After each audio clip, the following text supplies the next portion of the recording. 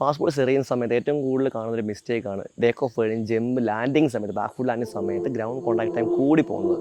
ആ കൂടി പോകുന്നുള്ള എനിക്ക് എനർജി ലീക്കേജ് വരിക, മിനിമം എന്താ പറയുക മാക്സിമം ഫോഴ്സ് എന്ന ട്രാൻസ്ഫർ ആണ് ബാക്ക് ഫുഡ് ലാൻഡിങ്ങിൽ നിന്ന് എക്സ്പ്ലോസീവ് ആയിട്ടുള്ള ഫ്രണ്ട് ലെഗിലേക്കുള്ള ട്രാൻസ്ഫർ നടക്കാതെ വരികയും ചെയ്യും. അതുകൊണ്ടാണ് മിനിമം പല ആൾക്കാർ ഇരുന്ന് പോയിട്ട് ഡെലിവറി ഹൈറ്റ് താഴ്ന്നു പോകാനും അല്ലെങ്കിൽ എന്താ പറയുക സ്പീഡ് കുറഞ്ഞു പോകാനുള്ള മേജർ ഇഷ്യൂ ആ ഗ്രൗണ്ട് കോൺടാക്ട് ടൈം കൂടുന്നതാണ്. ഇന്നത്തെ വീഡിയോയിൽ നമ്മൾ ഡിസ്കസ് ചെയ്യുന്നത് ആ ഗ്രൗണ്ട് കോൺടാക്ട് ടൈം എങ്ങനെ കുറയ്ക്കാം, അതിന് എന്തൊക്കെ ട്രെയിനിങ് മൊഡാലിറ്റീസ് നമുക്ക് എന്ത് ചെയ്യാൻ പറ്റും, വർക്കൗട്ടിൽ കൊണ്ടുവരാൻ പറ്റും, ആ ട്രെയിനിങ് മെത്തേഡിൽ കൊണ്ടുവരാൻ പറ്റും നമ്മൾ ഡിസ്കസ് ചെയ്യുന്നത്. നമ്മൾ ഈ GCT ഗ്രൗണ്ട് കോൺടാക്ട് ടൈമിനെ കുറിച്ച് ഡിസ്കസ് ചെയ്യുമ്പോൾ ആദ്യം അറിഞ്ഞിരിക്കുന്ന കൺസെപ്റ്റ് ബേസിക്കായിട്ട് സ്ട്രെച്ച് ഷോർട്ടനിങ് സൈക്കിൾ എന്നൊരു കൺസെപ്റ്റിനെ കുറിച്ച് നമ്മൾ അറിഞ്ഞിരിക്കണം. എന്ന് പറയുമ്പോൾ നമുക്ക് കിട്ടുന്ന സ്റ്റോർഡ് ഇലാസ്റ്റിക് എനർജി നമ്മൾ ജമ്പ് ടേക്ക് ഓഫ് കഴിഞ്ഞ് വന്ന് ജമ്പ് ചെയ്യുമ്പോൾ നമുക്ക് കാലുകൾ ഇലാസ്റ്റിക് എനർജി ഈ കിട്ടുന്ന മൊമെൻറ്റ് നമ്മൾ മുമ്പിലേക്കായാലും ഇലാസ്റ്റിക് എനർജി നമുക്ക് എന്ത് ചെയ്യാൻ വേണം, അവിടുന്ന് ഡിസിപ്പേറ്റ് ചെയ്ത് പോവാതെ നമുക്ക് എന്ത് ചെയ്യാൻ ബോളിലേക്ക് ട്രാൻസ്ഫർ ചെയ്യാൻ പറ്റണം, അവിടുന്ന് ബാക്ക് ഫുഡിൽ ഫ്രണ്ട് ലെഗിലേക്ക് ട്രാൻസ്ഫർ ചെയ്യാൻ പറ്റണം.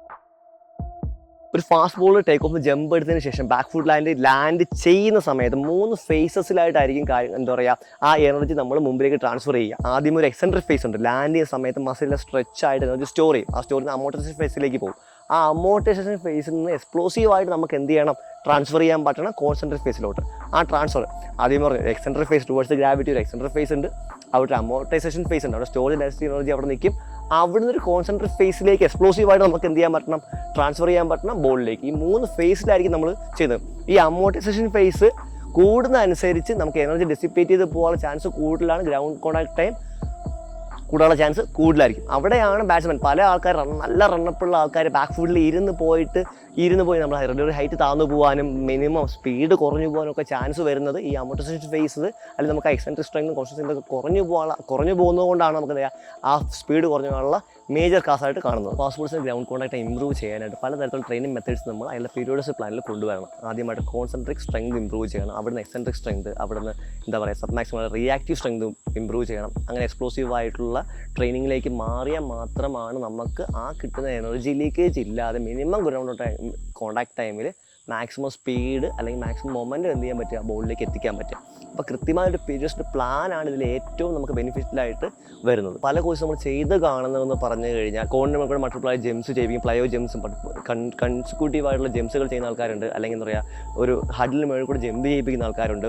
ഓക്കെ, ഇവിടെ നമ്മൾ കൃത്യമായ ഓർഗനൈസ്ഡ് പ്ലാൻ ഇല്ലെങ്കിൽ നമുക്ക് റിസൾട്ട് കിട്ടാനുള്ള ഒരു പീരിയഡ്സ് ആയിട്ട് പ്ലാൻ ഇല്ല എങ്കിൽ എന്തിന് ചെയ്യുന്ന അറിയാതെ നമ്മൾ ചെയ്ത് കഴിഞ്ഞാൽ റിസൾട്ട് കിട്ടാനുള്ള ചാൻസ് വളരെ കുറവായിരിക്കും.